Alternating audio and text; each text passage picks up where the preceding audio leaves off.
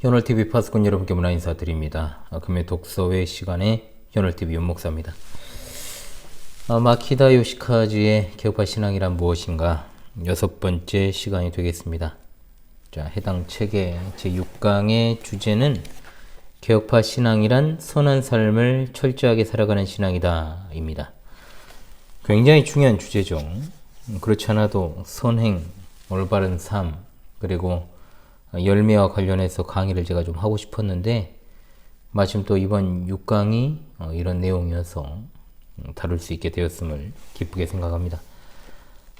오늘날 개혁신앙을 추구한다는 사람들 중에서 냉랭하기 짝이 없고 참 기본이 좀 안 돼 있고 소위 좀 인정머리가 없고 사랑이 없다, 또 공감 능력이 부족하다, 이런 말을 듣는 사람들이 상당히 많습니다.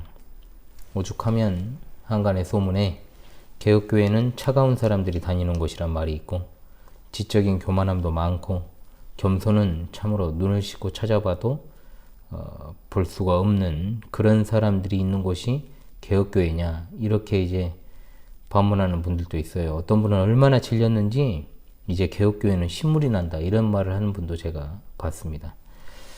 나쁜 선례를 많이 경험해서 그럴 수 있다고 생각을 합니다.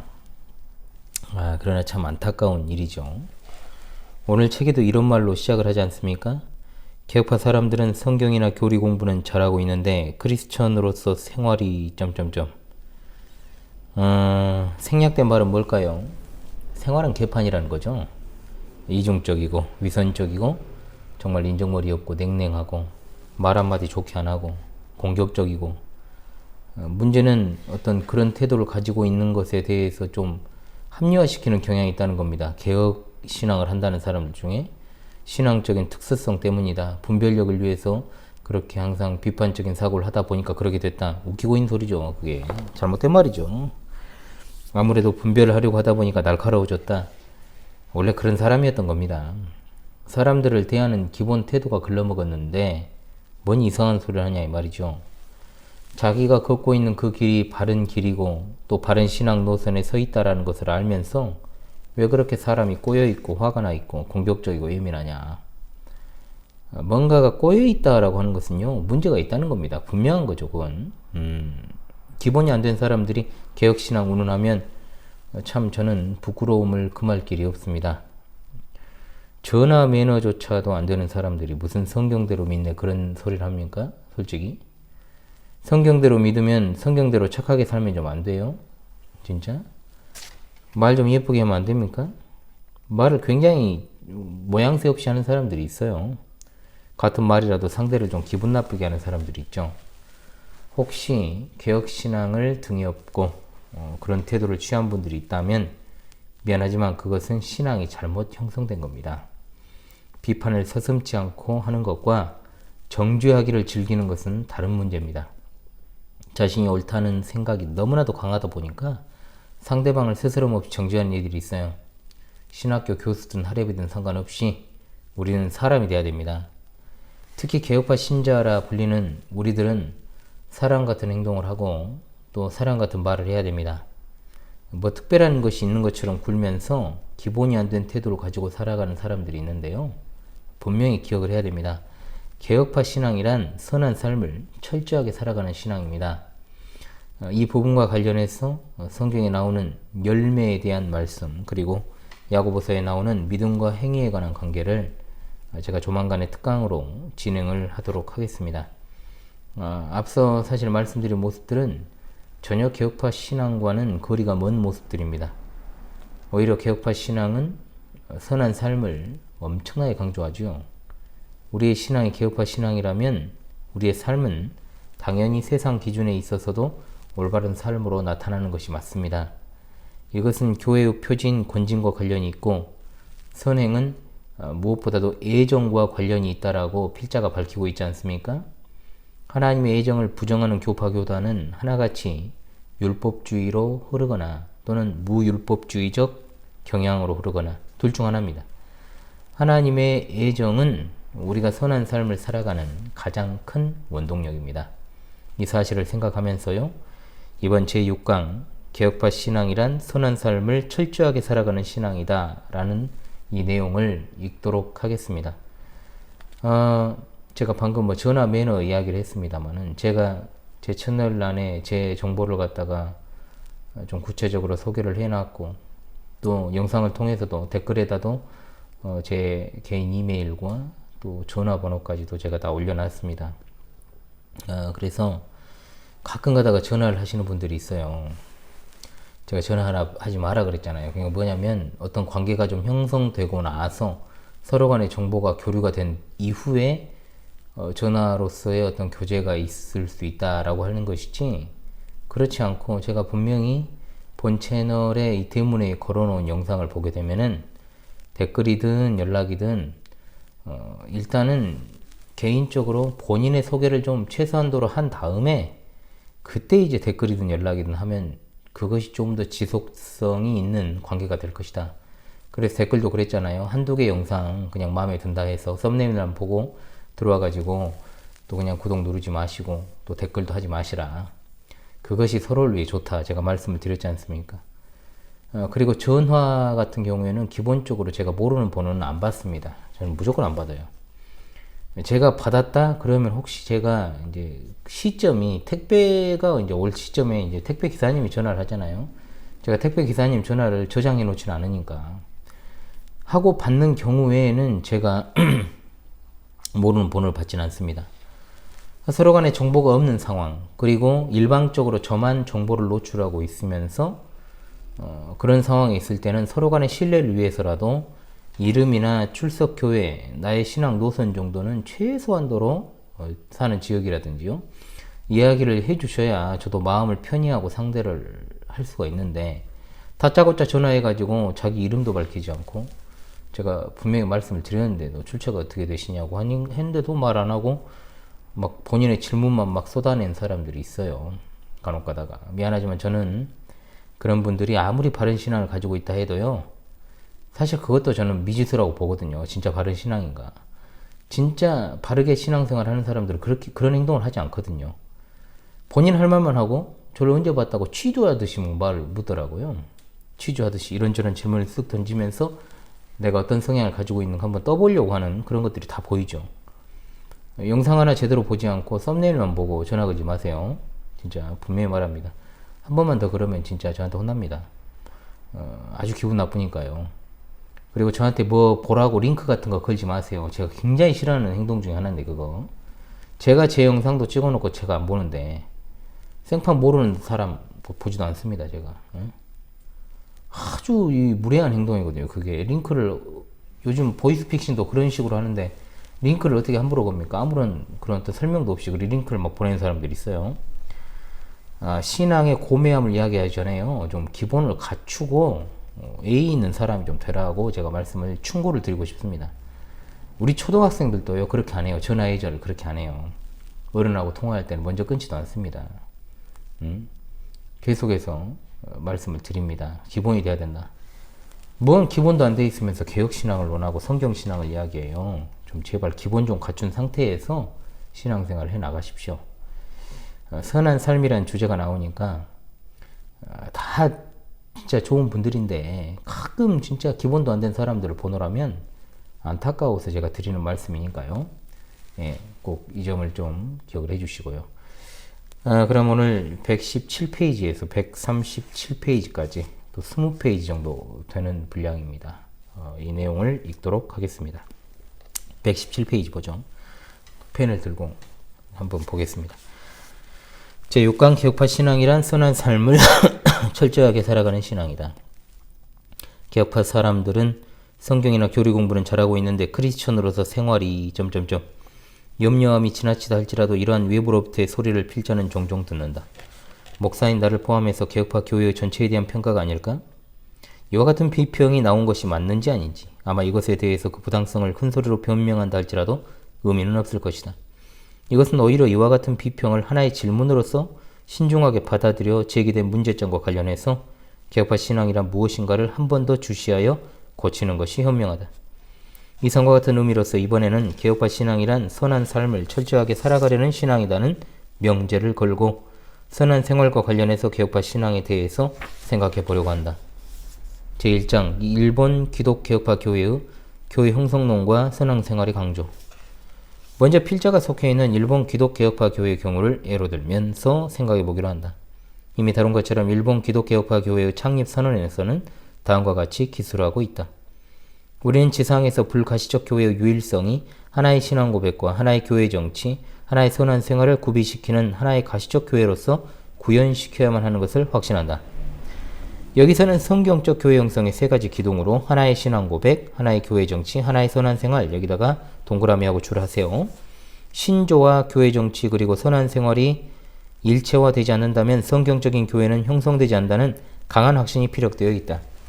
그리고 세 기둥 가운데 선한 생활을 집어넣을 만큼 일본 기독개혁파 교회의 교회 형성에 있어서는 선한 생활이 중요하게 여겨지고 있다는 사실을 알 수 있을 것이다.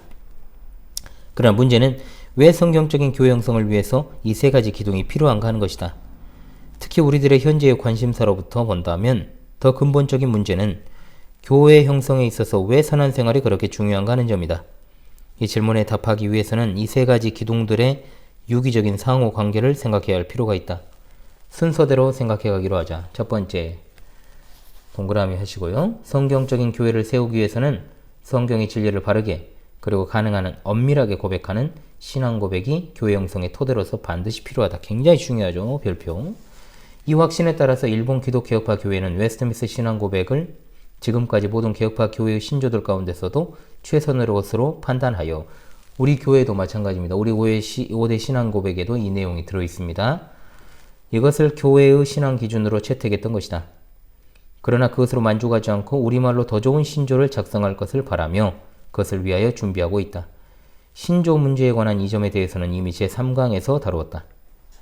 둘째로, 동그라미, 아무리 좋은 신앙 기준을 가지고 있다 할지라도 교회 정치가 혼란 가운데 있어서는 하나의 신조를 토대로 한 질서 있는 공동체를 형성하는 것은 불가능하다. 다시 말하면 어떠한 질서가 확립되어 있다 할지라도 인간적인 힘이 그곳에 지배적으로 작용하고 있다면 그리스도가 지배하시는 그리스도의 몸된 교회가 될 수 없는 것이다. 이 말에 대해서 찔릴 이제 한국 교회가 정말 많죠. 사실 인간이 그 주인이 되어 있는 교회들이 많잖아요. 그리스도의 몸된 교회의 질서는 교회의 머리이신 그리스도의 뜻, 즉 성경적인 진리가 지배하는 질서가 아니면 안 된다. 그러면 성경적 진리가 지배하는 좋은 질서의 구조, 즉 그러한 교회 정치의 구조가 필요하게 되는 것이다. 이 점에 있어서 일본 기독개혁파 교회는 장로주의 정치가 최선의 것이라고 확신하고 있다. 우리 교회 신앙 고백에도 이것이 들어가 있죠. 여러분들 제가 보내드렸던 교회 요람을 한번 참조하시면 되겠습니다. 이 교회 정치의 문제에 대해서는 제9강에서 다시 한번 다룰 것이다. 셋째로, 동그라미, 성경적인 신조를 토대로 해서 그 신조를 감당하기에 적합한 교회 정치기구, 즉 구체적으로는 장로주의 정치를 제도적으로 정비했다 할지라도 그리스도의 몸으로서의 합당한 생활, 그리고 그 신조에 표명된 성경적 진리에 따르는 생활이 결여된다면 실제로 그 교회는 참된 몸이 아닌 살아있는 시체에 지나지 않는다. 즉, 선한 생활의 문제는 문자대로 고백하는 공동체로서의 교회 가운데 있는 몸으로서 본질적인 관계에 있는 것이다. 따라서 첫째와 둘째의 기둥은 세 번째 기둥을 지향하며 세 번째 기둥이 확립될 때 진정한 의미로서의 참된 기독교회가 거기에 구현되는 것이며 그러한 점에서 셋째 기둥은 목적적인 의미까지도 가지고 있다고 할 수 있다. 이상과 같이 성경적 교회 형성을 위한 세 기둥의 유기적이고 상호적인 관계를 이해할 수 있을 것이다. 그때 일본 기독개혁파 교회의 교회 형성론에 있어서 선한 생활에 대한 강조와 그것이 가지는 의미까지도 이해할 수 있으리라고 생각한다. 따라서 만일 서두에서의 비평이 맞는다고 생각한다면 그것은 일본 기독개혁파 교회가 선한 생활을 강조하면서도 여전히 실천적인 면에서 부족하다는 것을 의미하는 것이다. 여러분, 일본 기독개혁파 교회에다가 한국 장로교회를 한번 대입시켜가지고 여러분 읽어보시기 바래요. 똑같습니다. 똑같아. 그 내용은 똑같으니까요. 자, 그렇다면 우리 개혁파 교회는 창립선언의 결의를 구현할 수 있도록 옷깃을 바르게 여미고 이것을 과제로서 받아들여야 할 필요가 있을 것이다. 제2장, 개혁파 신앙의 역사적 전통으로서의 선행에 대한 강조. 제1장에서 하나의 예로 일본 기독개혁파 교회의 교회 형성론에서 선행에 대한 강조를 소개하였다. 그럼에도 불구하고 선행의 강조는 반드시 하나의 교파로서의 일본 기독개혁파 교회의 독특한 주장만은 아니다. 오히려 선행에 대한 강조는 개혁파 신앙의 역사적 전통이며 앞에서 소개한 창립선언에 나타낸 것은 이 전통의 계승이 선언되고 있는 것에 지나지 않는다. 따라서 서두의 인상비평은 일본 기독개혁파 교회에 있는 현상적인 문제점이라고 할 수 있을 것이지만 개혁파 신앙의 역사적인 전통에 비교해 볼 때 그것이 보편타당하게 맞는다고는 할 수 없다. 개혁파 교회의 역사를 다시 살펴보면 선행은 중시되었으며 실천되어 왔던 것이다. 그러니까 개혁되어가는 교회를 말하는 겁니다. 여러분, 개혁된 교회는 개혁되어 간다라고 했을 때, 날마다 개혁되어 간다라고 했을 때의 바로 그 측면을 이야기하고 있다는 것을 여러분들이 기억하시면서 우리 광주 신실한교회의 표어이기도 한 개혁된 교회는 날마다 개혁되어 간다라는 것의 의미를 여러분들이 잘 생각하시면서 이 부분을 읽으셨으면 좋겠습니다. 이 점에 관해서 몇 개의 관점에서 검증해 보려고 한다. 제1절, 참된 교회의 표식과 선행의 관계. 선행의 강조라는 개혁파 신앙의 역사적인 전통은 개혁파 교회의 참된 교회의 표식 또는 표지죠. 이에 대해서도 선명하게 나타난다. 참된 교회의 표식의 문제란 교회가 참된 교회인지 아니면 거짓 교회인가를 판단하는 표식의 문제이다. 그리고 항상 먼저 등장하는 루터파니까 여러분 또 보십시다. 루터파의 참된 교회 표식. 비교하는 의미에서 먼저 루터파의 경우로부터 생각해 보도록 하자. 예를 들어 아우그스부르크 신앙 고백의 제7조 교회에 대해서를 보면 거기에 참된 교회의 표식의 문제가 다루어지고 있는데 다음과 같이 기술되어 있다. 유일하게 거룩한 교회는 영원히 존속한다. 교회는 성도들의 모임이며 그 가운데서 복음이 순수하게 가르쳐지고 성내전이 바르게 집행된다. 여기서는 참된 교회의 표식이 두 가지죠. 복음의 순수한 설교와 성내전의 바른 집행이라는 두 개로 되어 있다. 2. 개혁파의 참된 교회의 표식. 한편 개혁파의 경우에는 예를 들어 스코틀랜드 신조 제18조 참된 교회가 거짓된 교회와 구별될 수 있는 표식 및 교의의 심판자는 누구인가에 대해서를 보면 다음과 같이 서술하고 있다. 그렇다면 우리는 믿고 고백하고 인정한다. 즉 참된 교회의 표식은 첫째로 하나님의 말씀의 진리를 설교하는 것이다. 둘째로 그리스도의 예수의 성내전의 바른 집행이다. 그리고 마지막으로 하나님의 말씀이 정한 대로 바르게 실시되는 권징이다. 이것에 의해서 악덕이 억제되며 선행이 부양될 것이다. 여기서 참된 교회의 표식은 하나님 말씀의 순수한 설교와 성내전의 바른 집행과 권징의 바른 집행 등 세 가지로 되어 있다. 참된 교회의 표식으로서 이 세 개를 가르치는데 개혁파 교회의 역사적인 전통이 있다. 그렇죠, 여러분. 그래서 우리는 세 가지 표지를 이야기하죠.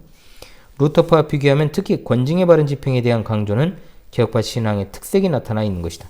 이 점이 선행의 강조와 본질적으로 결부되어 있다. 3.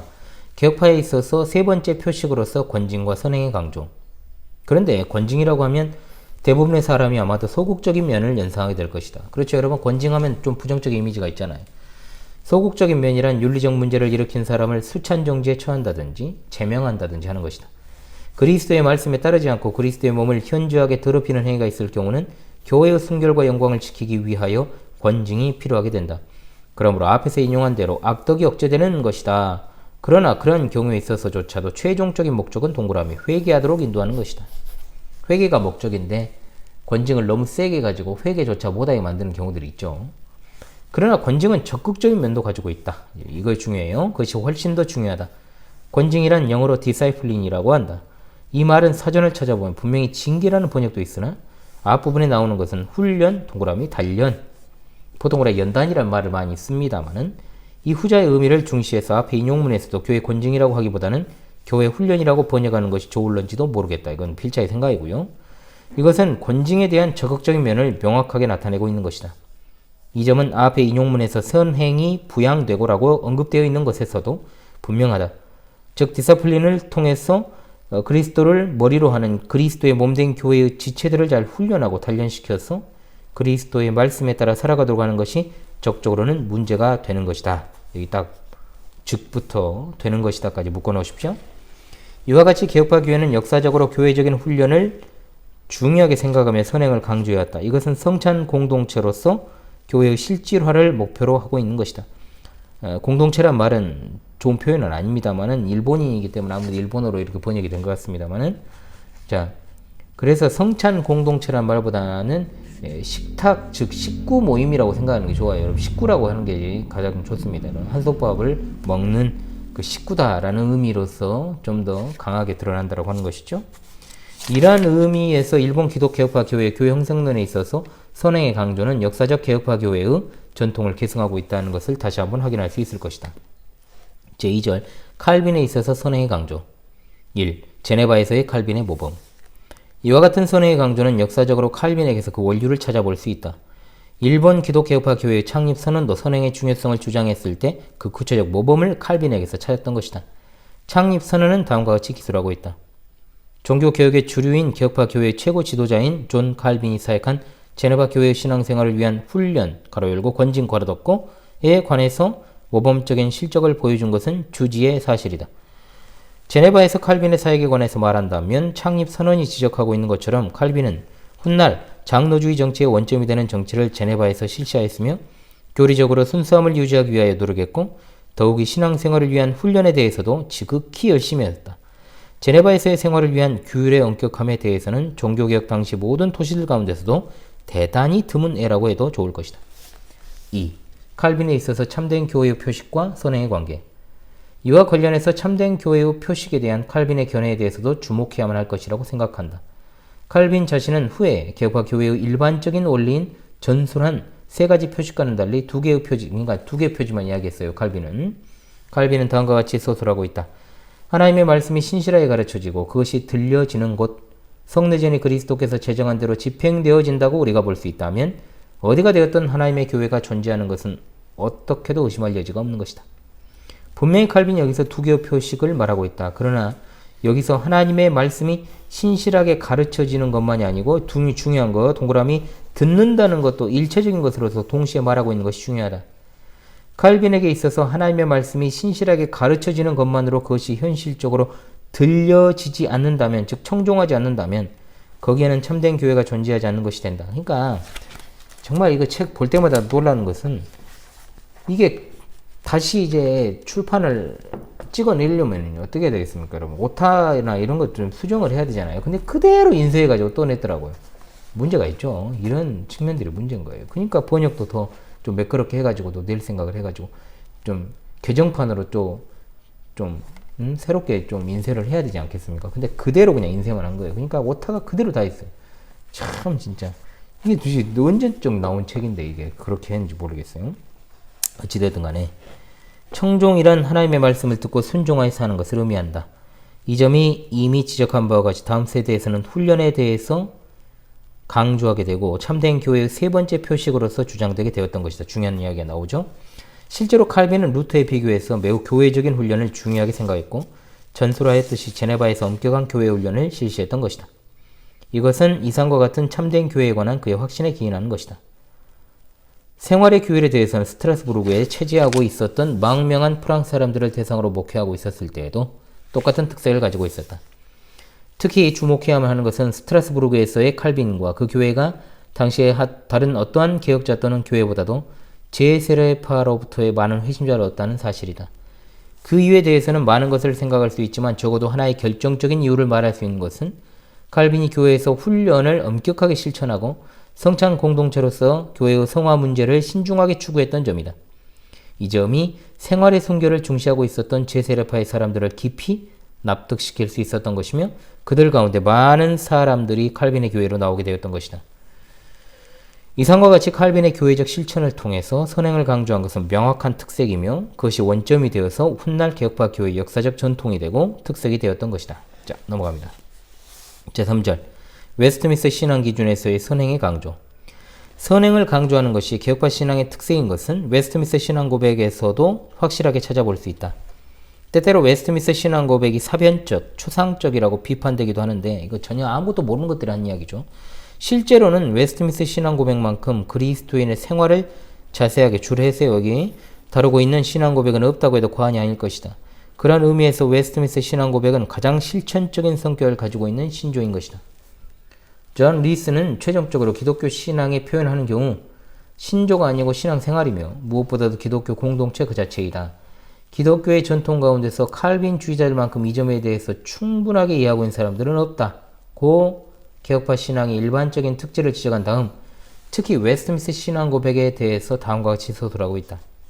그렇기 때문에 10장에서 33장까지 웨스트민스터 신앙 고백의 3분의 2를 할애해서 그리스도인의 생활을 다루고 있다는 것에 놀랄 필요는 없다. 웨스트민스터 신앙 고백 가운데 이 부분과 웨스트민스터 대오리 문답의 10계명을 비교해 생각하면 웨스트민스터 신앙 고백을 작성한 사람들이 바른 교리에 주의를 집중한 것만 아니라 생활 가운데서 교리를 실천하는 것에도 관심을 가지고 있다는 것을 알 수 있다. 진짜 중요하죠. 개혁되어 간다라는 거. 날마다 개혁되어 간다라고 하는 것. 개혁파의 모든 신조는 루터파의 신조들과 비교할 때 일반적으로 신자들의 생활 문제를 매우 자세하게 다루고 있는 경향을 가지고 있는데, 특히 웨스트민스터 신앙 고백에 있어서 이러한 경향이 더욱 예리하게 표현되어 있다고 할 수 있을 것이다. 여기서도 개혁파 신앙의 선행의 특색을 확인할 수 있는 것이다. 제 3장으로 갑니다. 개혁파 신앙에 있어서 선행의 강조와 신학적인 이유. 이상과 같이 선행의 강조가 역사적 개혁파 교회의 특색이라는 것이 판명되었지만, 그렇다 할지라도 여전히 하나의 질문이 남아있다. 즉, 그러면 왜 선행의 강조가 개혁파 신앙의 특색이 되었는가? 라고 하는 근본적인 질문이다. 앞으로 이 문제에 대해서 생각해 보도록 하겠다. 이 사항을 좀 더 명확하게 이해하기 위해서는 이 문제에 대해서 직접적으로 다루기 전에 먼저 신앙에 있어서 선한 생활의 문제를 생각해 보도록 하겠다. 이제 1절, 루터파의 역사적 전통에 있어서의 선행의 문제. 루터파를 먼저 다뤄줘야죠, 또. 1. 신앙과 행위의 관계. 선행의 문제는 신앙과 행위의 문제와 깊이 관계하고 있다. 신앙과 행위의 문제는 행위를 동반하지 않는 신앙은 신앙이 아니라고 야고보가 주장한 문제이며 성경 가운데 확실히 기록되어 있다. 야고보서 2장 14절 26절인데 제가 이 부분을 한번 강설을 하도록 하겠습니다.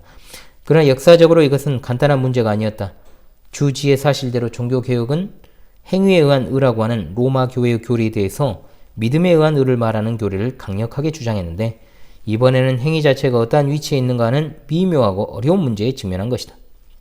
루터 자신은 행위를 동반하지 않은 신앙은 죽은 것이라고 하는 점에서 야고보에게 전적으로 동의하고 신앙과 행위의 밀접한 관계를 주장하였다.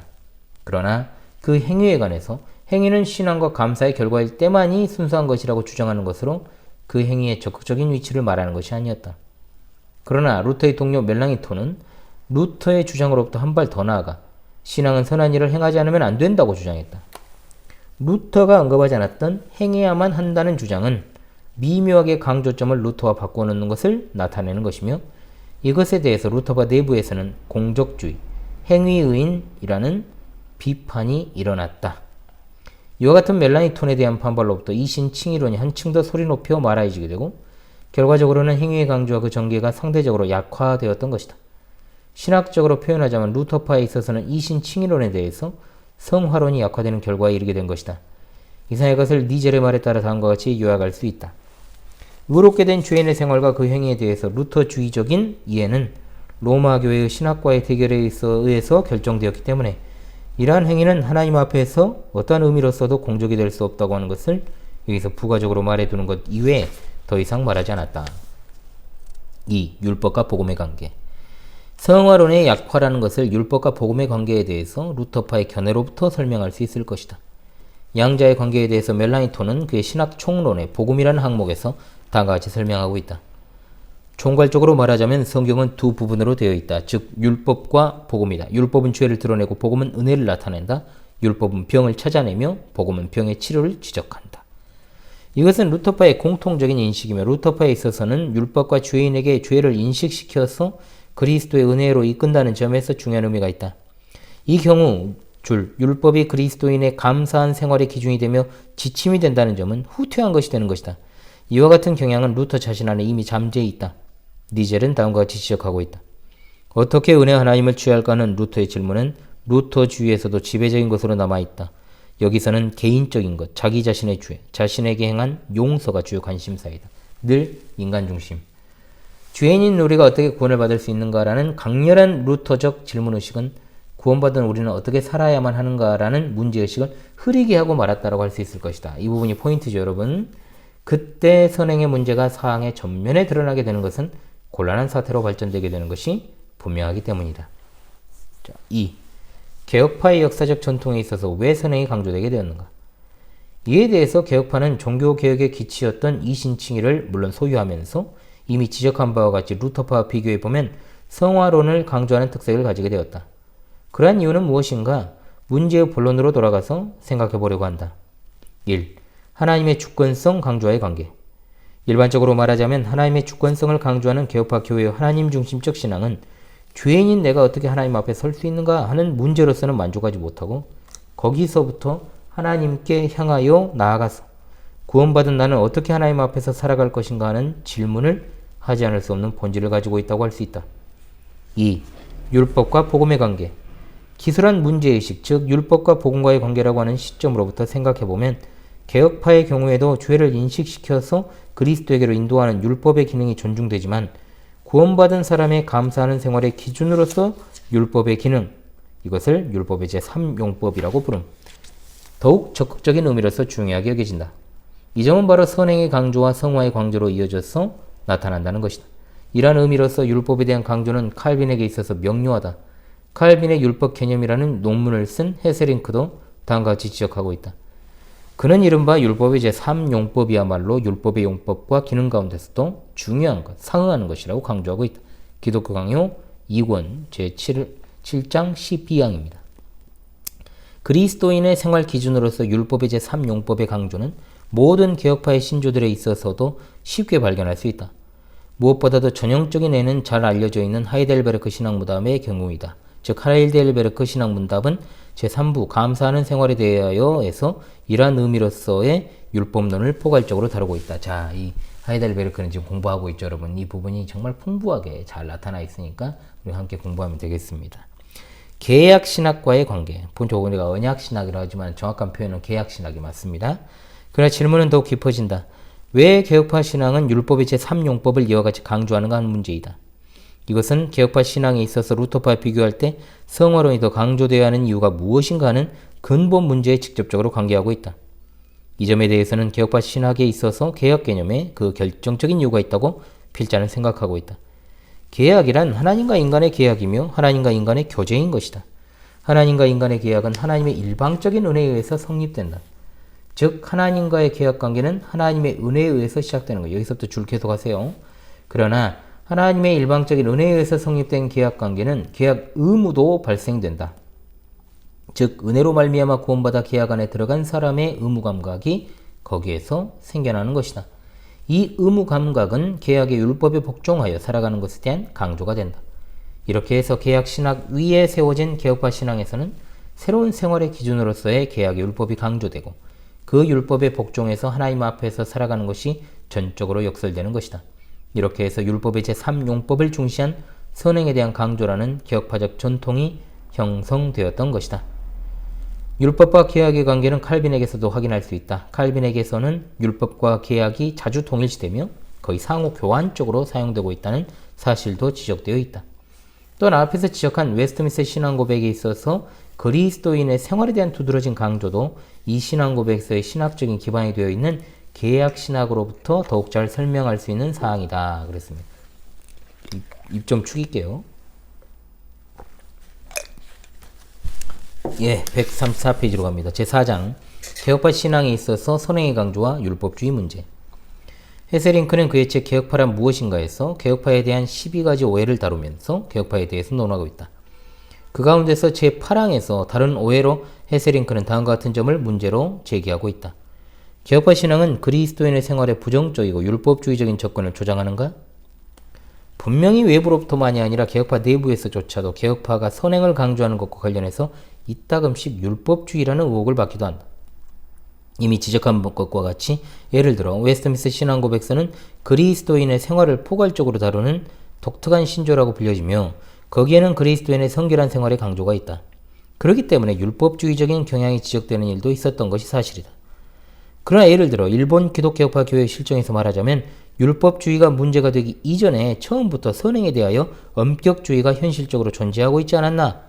더 말하자면 선행에 대해서 참으로 신중하게 생각하고 있었는지에 대한 질문이 있어야만 하는 것이다.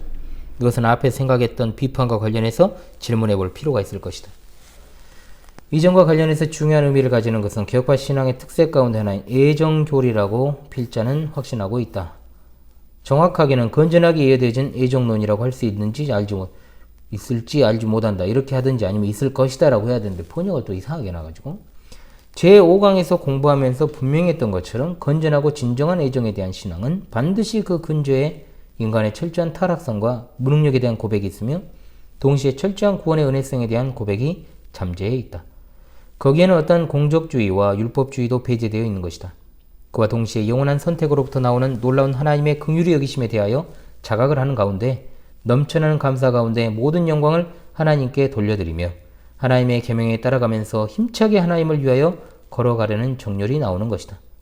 5강에서 다루었던 애정에 대한 신앙의 선언에서도 선택에 대한 자각과 확신은 결코 우리를 오만하게 한다든지 주님의 일에 힘쓰는 것을 게을리해서는 안 된다. 오히려 우리는 하나님의 긍휼하심에 의한 선택에 대해서 감사하고 하나님께 대한 사랑을 불태우도록 하며 주님의 일에 헌신하고 하나님의 영광을 위하여 산다고 강력하게 주장해야만 한다. 건전한 애정론은 율법주의에 빠지지 않으며 동시에 무율법주의에도 떨어지지 않으며 정렬을 가지고 선행을 살아가는 강력한 원천이 된다. 예, 결론으로 갑니다. 일본의 선교와 교회 형성의 과제로서의 선행. 역사를 되돌아보면 복음 선교와 교회 형성이 효과적으로 이루어졌을 때에는 항상 선한 생활의 실천이 동반되었었다. 원시 기독교가 도덕적으로 퇴폐했던 그리스 세계로 복음이 전파되었을 때 이교 세계와 그 퇴폐와 싸우기 위해서는 윤리성이 강조되어야만 했다는 사실이 있었다. 동시에 그 이교 세계 가운데서 기독교가 설득력을 가지고 기반을 굳게 만들었던 것은 복음 선교와 일치된 기독교의 높은 윤리성이었다는 것도 명백한 사실이다. 동시에 메이지 시대 초기의 프로테스탄트 기독교가 당시 일본 사회 안에서 여러 가지 장애가 있었음에도 불구하고 하나의 확고한 평가를 받아서 선교와 교회 형성의 성과를 얻었던 이유 가운데 하나는 이교적인 풍토로부터 나오는 도덕적인 퇴폐 가운데 있었던 당시 기독교가 가지고 있던 높은 윤리의식에서 찾을 수 있을 것이다. 물론 양 방면의 경우 기독교가 율법주의적인 경향을 가지게 되었던 것은 경고적인 의미로서 기억해 두어야만 하는 사실일 것이다. 또한 일본에서 초기 기독교가 강한 개인윤리적인 성격도 물어야만 했을 것이다. 그러나 이러한 문제점을 인식한 가운데 도덕적인 규범성을 잃어버린 현재의 일본에서의 선교와 교회 형성을 생각할 때 여기서 문제시했던 윤리성의 문제는 참으로 중요한 의미를 가지고 있는 것이다.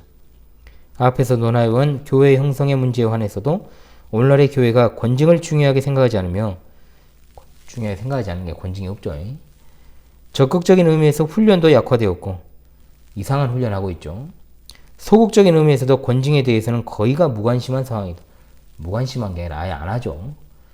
그만큼 선행이라는 점에 대해서 일본 교회는 깊은 자기검증의 필요성에 직면해 있는 것이다. 지금 일본 이야기하고 있지만요. 한국은 뭐 말할 것도 없죠.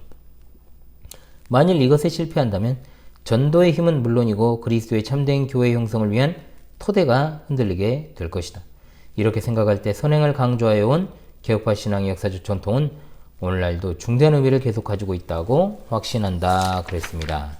예, 오늘도 한 20페이지가량 함께 읽었는데요. 예, 다음 시간에 또 계속 이어서 읽도록 하고요. 제가 한번 특강을 한번 금요일에는 제가 할까 생각을 하고 있습니다. 예정과 관련해 가지고요. 뭐 예정은 여러 차례 다루었습니다만은 지난번에도 이제 예정 교리가 나왔고 오늘도 이제 예정이 또 언급이 되었으니까 다음 주에 한번 제가 특강을 해야지. 제가 딱 한번 특강 정도 한다 그랬죠, 여러분. 그리고 혹시 결방하는 일이 있을 수도 있다라고 제가 말씀을 드렸던 기억이 납니다만 어찌되었든 간에 그렇게 이제 해 나가도록 하겠습니다. 오늘 또 함께하는 시간 속에서 우리와 같은 신앙을 고백하는 우리 개혁파 신앙인들임을 우리 파수꾼 여러분과 함께 확인하는 자리가 되었습니다. 다음 시간에 찾아올 때까지 우리 파수꾼 여러분 더욱더 신앙 일념하시고요. 선한 삶에 힘쓰시는 여러분 되시기 바랍니다. 선하게 사십시다. 우리 진짜 착하게. 우리 신앙이 참되면요. 우리 언행심사가 올바릅니다. 선하게 나타날 수밖에 없는 거예요. 언행심사가 뒤틀려 있다면 아무리 개혁신앙, 성경신앙, 성경대로 믿네 어쩌네 해도요. 대단한 학문과 지식을 소유했다 해도 성경 번역을 한다고 해도 그거 바른 신앙 아닙니다. 눈앞에 보이는 이웃에 대해서 바르게 행동하지 못하는 사람이 눈에 보이지 않는 하나님께 대해서 제대로 서 있겠습니까? 절대로 저는 그럴 일이 없다라고 저는 보고 있고 지금까지도 한 번도 의심해 본 적이 없습니다. 그 사실에 대해서. 전혀 저는 그럴 수 없다라고 보니까요. 그럼 오늘 저녁 경건의 시간에서 또 다시 찾아뵙도록 하겠습니다. 지금까지 금요 독서의 시간은 희원월TV 윤목사였습니다. 감사합니다.